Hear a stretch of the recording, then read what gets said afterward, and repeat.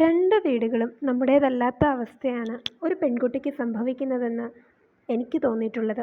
ഭർത്താവിൻ്റെ വീട്ടിൽ അവളെന്നും അന്യായിരിക്കും. അവിടെ പോയി നോക്കുമ്പോൾ അറിയാം, ശരിക്കും ഒറ്റപ്പെടും.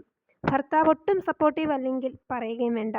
പിന്നെ സ്വന്തം വീട്ടിൽ വന്ന് 2 ദിവസം അധികം നിന്നാലോ, അവിടെയും കാണാം തിരിച്ചു വ്യത്യാസം. പണ്ട് നമ്മുടെ സ്വന്തമായിരുന്ന ഇടമായിരുന്നു എന്ന് നമ്മൾ അന്തിച്ചു പോകും. ഒരു വിലയും കാണില്ല. ഇതൊക്കെ ഞാൻ എൻ്റെ അനുഭവത്തിൽ നിന്ന് പറയുന്നതാണ്. പിന്നെ ആകെ ആശ്വാസം നമുക്കുണ്ടാകുന്ന മക്കളാണ്. അവർക്ക് വേണ്ടി മരിച്ചങ്ങോട്ട് ജീവിക്കുക, വേറെ വഴിയില്ല. ഇതൊന്നും ഇന്നത്തെ ഈ കാലഘട്ടത്തിൽ, അതായത് ഈ ന്യൂ ജനറേഷൻ കിഡ്സിനെ ബാധകമല്ല എന്ന് വിശ്വസിക്കാനാണ് ഞാൻ ആഗ്രഹിക്കുന്നത്. ഇപ്പോൾ ഒരുപാട് മാറ്റങ്ങൾ മാരേജ് എന്ന ഇൻസ്റ്റിറ്റ്യൂഷന് വന്നിട്ടുണ്ട്.